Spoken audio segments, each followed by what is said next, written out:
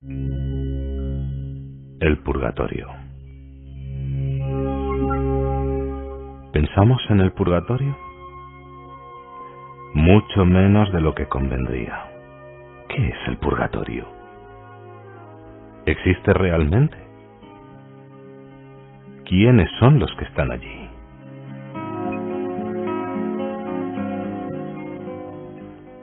Desde tiempos inmemoriales, los cristianos han rezado por las almas del purgatorio, para que fueran pronto liberadas de sus tormentos, y también se han encomendado a sus oraciones. ¿Se mantiene esta sana costumbre? Tened piedad de mí, por lo menos vosotros, mis amigos, porque la mano del Señor me ha tocado. Job 19:21.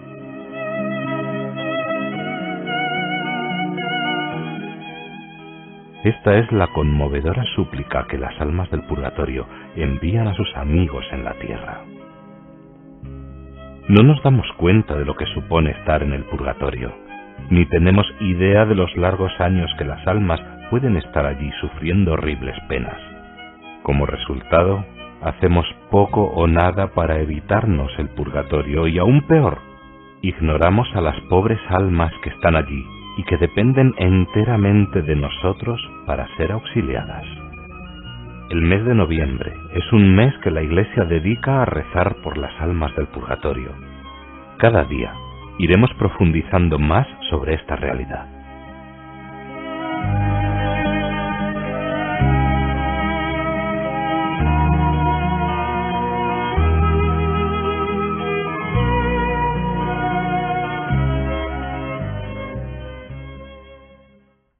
Muchos católicos y no católicos no saben bien qué es eso tan misterioso que llamamos el purgatorio. A lo mejor lo hemos escuchado de pequeños en la catequesis, en casa, en algunas oraciones, pero ya ni nos acordamos, y otros ni siquiera lo habrán escuchado. El Catecismo de la Iglesia Católica, en el número 1030 y 31, nos dice: los que mueren en la gracia y en amistad de Dios, pero imperfectamente purificados, aunque estén seguros de su eterna salvación, sufren después de la muerte una purificación, a fin de obtener la santidad necesaria para entrar en la alegría del cielo. La Iglesia llama purgatorio a esta purificación final de los elegidos, que es completamente distinta del castigo de los condenados. La Iglesia ha formulado la doctrina de la fe relativa al purgatorio, sobre todo en los concilios de Florencia y de Trento. La tradición de la Iglesia, haciendo referencia a ciertos textos de la Escritura, habla de un fuego purificador. Como vemos, más que un lugar físico, es un estado de vida temporal para la persona que muere en gracia de Dios, pero imperfectamente purificada, y donde mediante el sufrimiento se es purificado para poder disfrutar plenamente de la presencia de Dios. Podemos utilizar como ejemplo el tiempo de embarazo. Después de los 9 meses el niño nace. Si el niño es sano, la mamá se lo puede llevar a su casa. Si el niño nace con problemas de salud, la mamá no se lo puede llevar a su casa, sino que tiene que quedar en el hospital, en una incubadora hasta que sane. Si el niño nace muerto, por mucho que lo quiera su mamá, no se lo puede llevar a su casa, sino que tiene que enterrarlo. Podemos aplicar este ejemplo a nuestra vida. La vida dentro del seno de la madre sería como nuestra vida en la tierra. Se trata de una preparación para lo que vendrá después. Si una persona muere en gracia, en amistad con el Señor, se va al cielo para disfrutar de la vida eterna en compañía del Señor y de todos los santos. Si una persona muere en gracia de Dios, pero no suficientemente purificada, o sea, con pecados veniales, no puede entrar así en el cielo. Necesita el tiempo de purificación, que sería el purgatorio. Igual que el niño tiene que pasar por la incubadora para sanar. Y si una persona muere en pecado mortal, a nivel espiritual es como estar muerto. Aunque Dios la ama entrañablemente, esta alma no puede entrar en el cielo, Ni siquiera el purgatorio solucionaría nada. Tiene que ir a la muerte eterna, que es el infierno.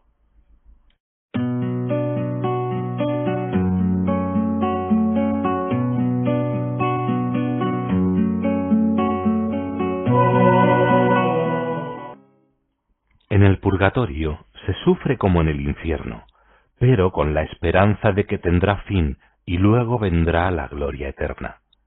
Este sufrimiento se va aliviando al acercarse al fin. Ya hemos escuchado muchas cosas sobre el purgatorio. Ahora viene una pregunta muy importante. ¿Qué es lo que puedo hacer yo por las almas del purgatorio? Seguramente que todos nosotros tenemos algún familiar allí. Y aunque no lo tengamos, debemos compadecernos de las almas que allí se encuentran, de manera especial de aquellas de las que nadie se acuerda de rezar por ellas. Las almas del purgatorio no pueden merecer nada para ellas mismas, pero desde este mundo podemos abreviar sus sufrimientos. No pueden rezar ni ofrecer por sí mismas, pero sí nos pueden ayudar a nosotros para agradecernos por nuestras oraciones y sacrificios. ¿No nos convendría tener amigos en el purgatorio que tarde o temprano serán amigos en el cielo? En los capítulos siguientes hablaremos de las obras de sufragio por las almas del purgatorio. Hay 3 que tienen un efecto maravilloso: la oración, la Santa Misa y las indulgencias. Hoy vamos a hablar de la oración. La Iglesia peregrina, perfectamente consciente de la comunión de todo el cuerpo místico de Jesucristo, desde los primeros tiempos del cristianismo, honró con gran piedad el recuerdo de los difuntos y también ofreció por ellos oraciones, pues es una idea santa y provechosa orar por los difuntos para que se vean libres de sus pecados. Segunda carta a los Macabeos 12:45, Lumen Gentium 50, Concilio Vaticano II. La oración es como un refrigerio que de nuestra alma sube hacia el cielo. También una simple invocación, una jaculatoria, un sacrificio, un acto breve de amor a Dios tienen una eficacia extraordinaria de sufragio. Entre las oraciones que podemos rezar prevalecen el oficio de los difuntos, el Salmo 50, el Vía Crucis y el Santo Rosario. A todas estas u otras oraciones hay que agregar la Santa Confesión y Comunión. Es necesario que en ocasión de la muerte de una persona querida, todos los parientes se confiesen y comulguen por el alma. Es evidente que para que nuestra oración sea agradable a Dios, debemos estar en estado de gracia, no tener conciencia de pecado mortal. Para eso tenemos el sacramento de la confesión, y estar alimentados por el mismo cuerpo del Señor, el sacramento de la Eucaristía. A San Agustín le preguntaron un día: ¿cuánto rezarán por mí cuando yo me haya muerto? Él respondió: eso depende de cuánto rezas tú por los difuntos, porque el Evangelio dice que la medida que cada uno emplea para dar a los demás, esa medida se empleará para darle a él. Si nosotros con el sufragio rogamos por ellas, ellas ciertamente responden rezando por nosotros. Sus plegarias son muy eficaces porque son santas y nos procuran beneficios inmensos tanto para nuestra vida corporal como espiritual. San Juan Macías, sacerdote de la Orden de los Predicadores, tenía una gran devoción a las almas del purgatorio. Se le llama el ladrón del purgatorio. Por sus oraciones, principalmente por la recitación del Santo Rosario, obtuvo la liberación de más de 1 millón de almas. En retribución, obtuvo para sí mismo las más abundantes y extraordinarias gracias, y esas almas vinieron a consolarlo en el lecho de la muerte y a acompañarlo hasta el cielo. Este hecho es tan cierto que fue insertado por la Iglesia en la bula que decretaba su beatificación. Acordémonos, pues, de elevar oraciones por las almas del purgatorio. También un rato de oración silenciosa delante del Santísimo es de gran provecho para las almas del purgatorio. Hoy hablaremos de la Santa Misa. El santo sacrificio de la misa es, según declara el Concilio de Trento, el medio más eficaz. A las almas del purgatorio se les puede socorrer por medio de los sufragios de los fieles, principalmente por el sacrificio del altar. Es el mismo sacrificio de Cristo en la cruz el que se ofrece al Padre durante la Santa Misa. Por eso no es extraño que sea este el medio más poderoso. Para comprender el valor de la misa, citaremos un ejemplo. Se cuenta que un alma santa, abrasada por el fuego del amor de Dios y llena del deseo de su gloria, exclamaba con frecuencia: Dios mío, yo quisiera tener tantos corazones y lenguas como hojas hay en los árboles, átomos en los aires y gotas de agua en el mar, para amaros y alabaros tanto como merecéis.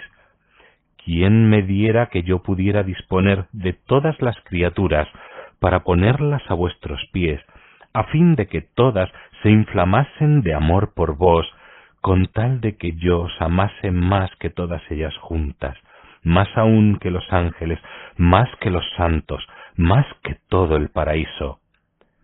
Un día que ella se entregaba a estos dulcísimos transportes, oyó la voz del Señor que le decía: Consuélate, hija mía, con asistir a una sola misa con devoción, me darás toda esa gloria que deseas, e infinitamente más todavía. San Jerónimo decía que cada vez que se celebra la Santa Misa por un alma del purgatorio, aquel fuego tan abrasador suspende su acción y el alma cesa de sufrir todo el tiempo que dura la celebración del sacrificio. Y parecidamente, San Gregorio Magno, estando celebrando la misa, elevó la hostia y se quedó con ella en lo alto por mucho tiempo. Sus ayudantes le preguntaron después por qué se había quedado tanto tiempo con la hostia levantada en sus manos, y él les respondió: es que vi que mientras ofrecía la santa hostia a Dios, descansaban las benditas almas del purgatorio. ¡Qué grande es el valor de la misa, tan útil a la vez a los vivos y a los muertos! Aparte de este valor indiscutible que la misa tiene en sí, ayuda mucho si el que participa en ella está en gracia de Dios. Por eso, si realmente queremos ayudar a las almas del purgatorio, debemos también confesarnos para estar en gracia y así poder comulgar. Además, San Anselmo nos enseña que una sola misa, oída y celebrada por las necesidades de nuestra alma mientras vivimos, nos será más provechosa que 1000 celebradas después de nuestra muerte. Y como siquiera sabemos si alguien ofrecerá alguna misa por nosotros después de nuestra muerte, más nos vale ya desde ahora esforzarnos en asistir al menos a la misa dominical, pero si puede ser a misa diaria, para que el Señor nos asista, nos ayude y nos ilumine en el camino hacia Él. Y así, estando cerca de Él, es cuando mejor ayudaremos a nuestro prójimo y, por supuesto, también a las almas del purgatorio. Como vemos, cuando ayudamos a los demás y pensamos en ellos, nosotros mismos salimos enriquecidos, mientras que el que solo piensa en sí, al final, perderá hasta lo que cree tener, como nos dice el Señor en el Evangelio.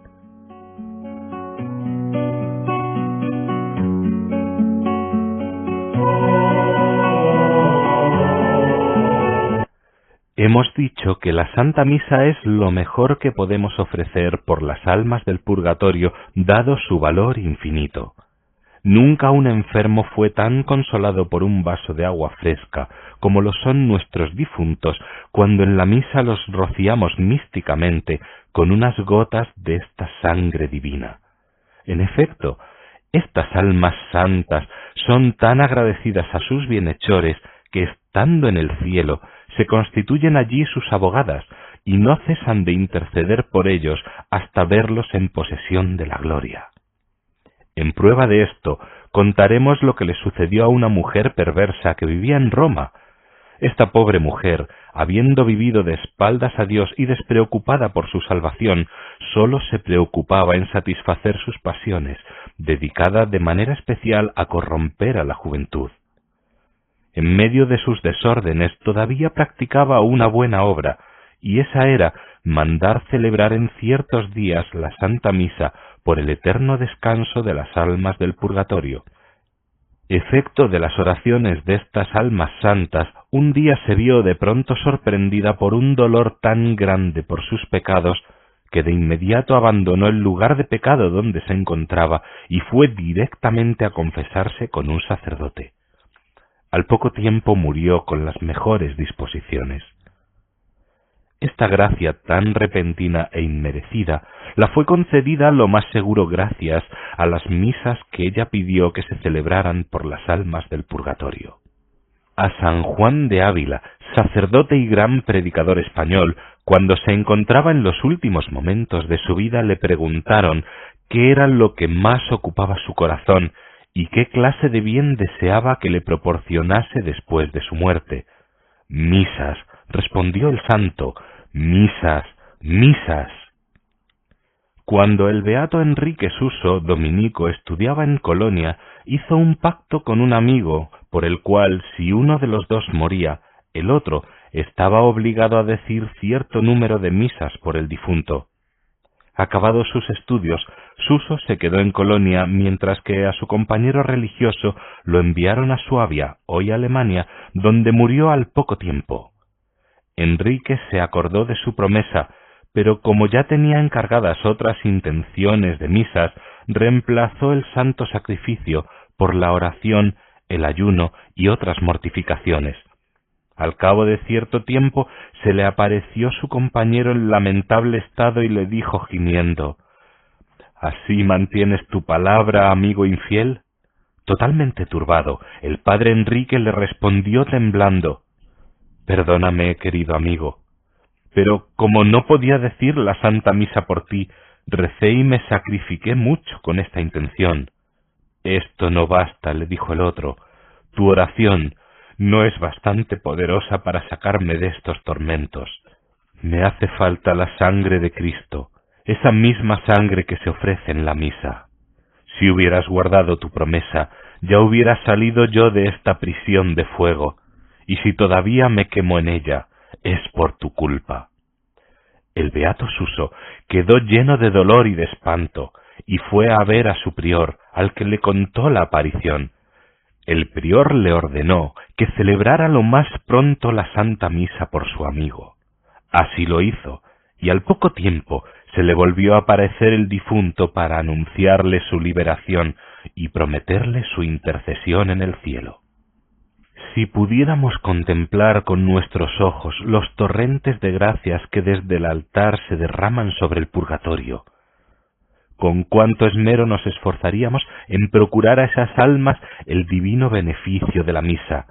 Y no vale decir que somos pobres, pues si la pobreza nos pudiera quizá impedir hacer celebrar misas, no nos puede privar de oírlas, lo cual es un acto muy meritorio.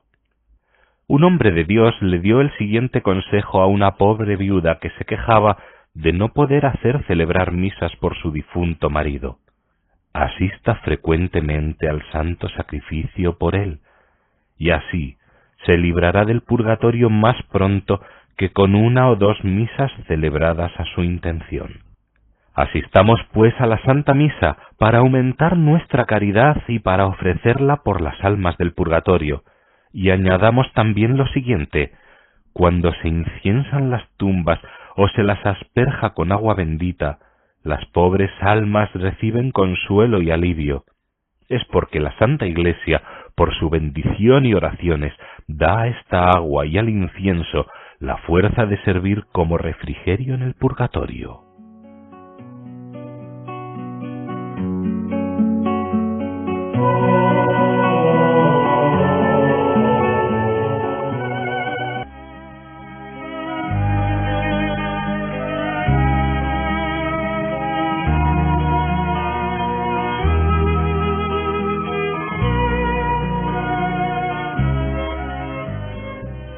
En la muerte, el justo se encuentra con Dios, que lo llama así para hacerle partícipe de la vida divina.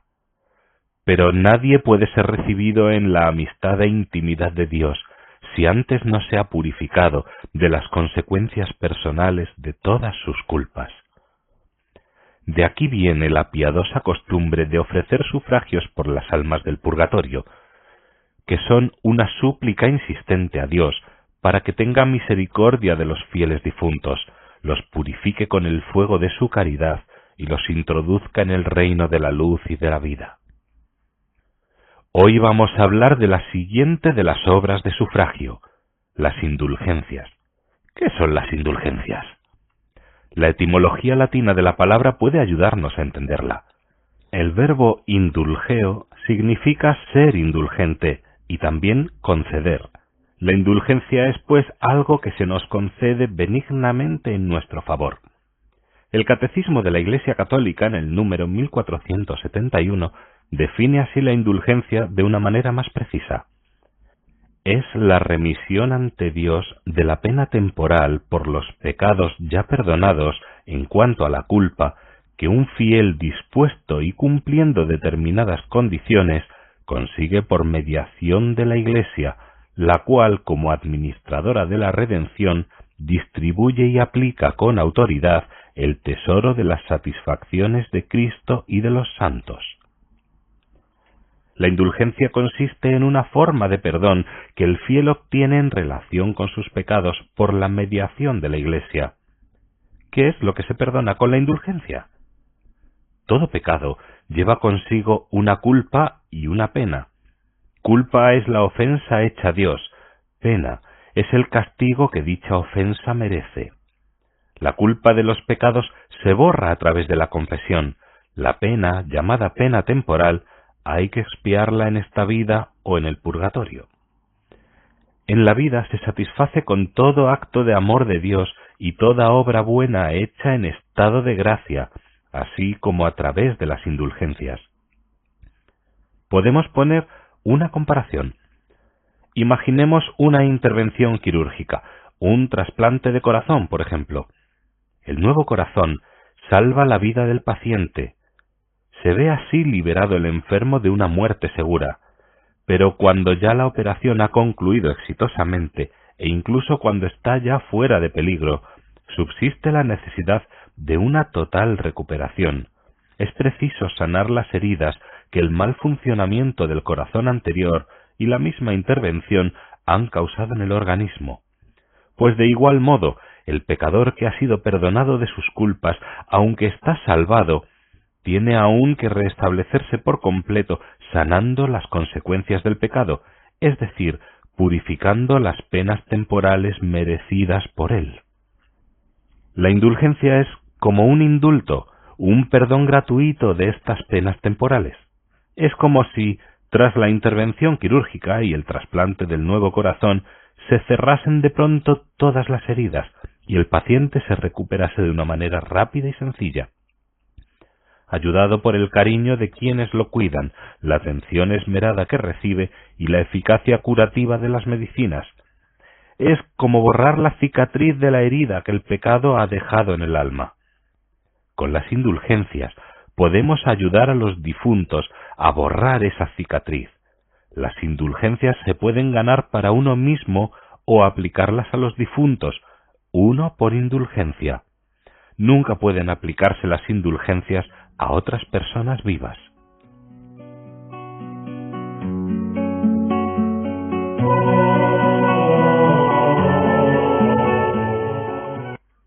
La Iglesia distingue dos tipos de indulgencias: indulgencia plenaria y parcial.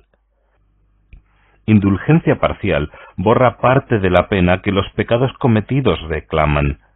Significa que la Iglesia me duplica mi mérito, lo multiplica por 2. Si yo doy un beso a una medalla, ese beso vale según mi fervor. Si yo doy un beso muy frío, vale mucho menos que si doy un beso fervoroso. Entonces, el valor de mi beso a la medalla, a la estampa, al crucifijo, a la Virgen, el valor de mi beso, en orden a la vida eterna, depende de mi fervor.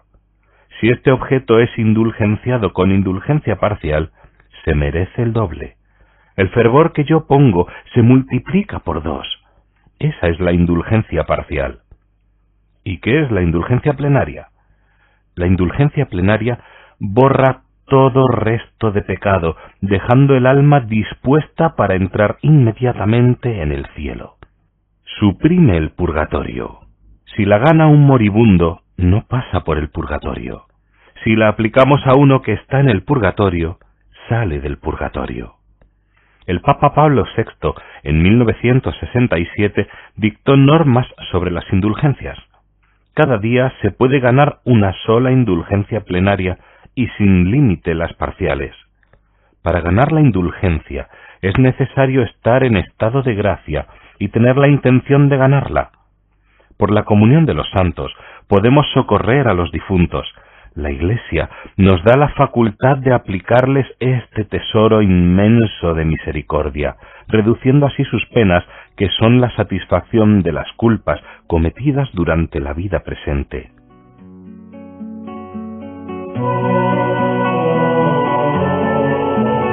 Cada día rezaremos una oración que el Señor dictó a Santa Gertrudis, una santa religiosa alemana del siglo XIII, prometiéndole que cada vez que rezara esta oración, él libraría 1000 almas del purgatorio.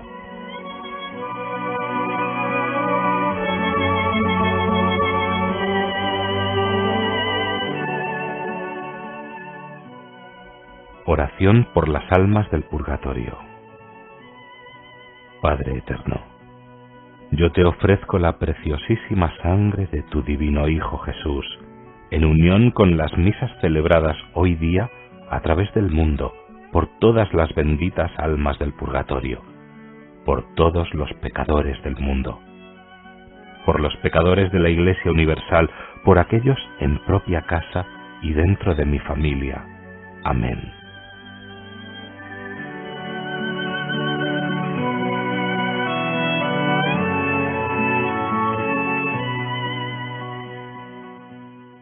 Santo Tomás dijo en su obra sobre el credo: debemos ayudar a los que se hallan en el purgatorio.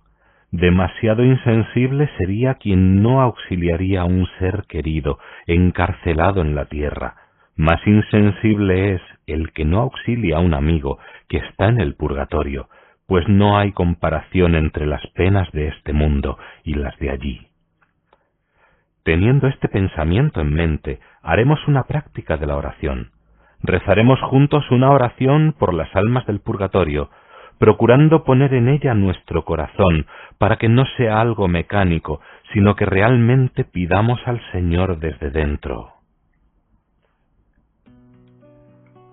Dios omnipotente, Padre de bondad y de misericordia, apiadaos de las benditas almas del purgatorio y ayudad a mis queridos padres y antepasados.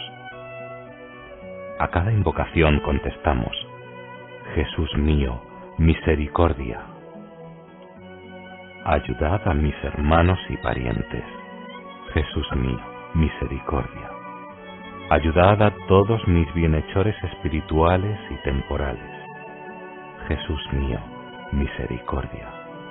Ayudad a los que han sido mis amigos y súbditos. Jesús mío, misericordia. Ayudad a cuantos debo amor y oración. Jesús mío, misericordia. Ayudad a cuantos he perjudicado y dañado. Jesús mío, misericordia. Ayudad a los que han faltado contra mí. Jesús mío, misericordia. Ayudad a los que os desean más ardientemente. Jesús mío, misericordia. Ayudad a los que sufren más. Jesús mío, misericordia. Ayudad a los que están más lejos de su liberación. Jesús mío, misericordia. Ayudad a los que menos auxilio reciben. Jesús mío, misericordia. Ayudad a los que fueron ricos aquí y allí son los más pobres. Jesús mío, misericordia. Ayudad a los poderosos que ahora son como viles siervos. Jesús mío, misericordia. Ayudad a los ciegos que ahora reconocen su ceguera. Jesús mío, misericordia. Ayudad a los vanidosos que malgastaron su tiempo. Jesús mío, misericordia. Ayudad a los pobres que no buscaron las riquezas divinas. Jesús mío, misericordia. Ayudad a los tibios que muy poca oración han hecho. Jesús mío, misericordia. Ayudad a los perezosos que han descuidado tantas obras buenas. Jesús mío, misericordia. Ayudad a los de poca fe que descuidaron los santos sacramentos. Jesús mío, misericordia. Ayudad a los padres que no cuidaron bien a sus hijos. Jesús mío, misericordia. Ayudad a los superiores poco atentos a la salvación de sus súbditos. Jesús mío, misericordia. Ayudad a los que casi solo se preocuparon del dinero y del placer. Jesús mío, misericordia. Ayudad a los de espíritu mundano que vivieron solo para sí mismos. Jesús mío, misericordia. Ayudad a los necios que vieron morir a tantos no acordándose de su propia muerte. Jesús mío, misericordia. Ayudad a los que se ocuparon de muchas cosas, pero se han olvidado de lo más importante, prepararse para el encuentro definitivo con vos. Jesús mío, misericordia. Ayudad a los que juzgasteis tanto más severamente cuanto más les fue confiado. Jesús mío, misericordia. Ayudad a los pontífices, reyes y príncipes. Jesús mío, misericordia. Ayudad a los obispos y sus consejeros. Ayudad a mis maestros y pastores de almas. Jesús mío, misericordia. Ayudad a los sacerdotes y religiosos de la Iglesia Católica. Jesús mío, misericordia. Ayudad a los caídos en los campos de batalla. Jesús mío, misericordia. Ayudad a los sepultados en los mares. Jesús mío, misericordia. Ayudad a los muertos repentinamente. Jesús mío, misericordia. Ayudad a los fallecidos sin recibir los santos sacramentos. Jesús mío, misericordia. Dadle, Señor, a todas las almas el descanso eterno, y haced brillar sobre ellas la luz perpetua. Que descansen en paz. Amén.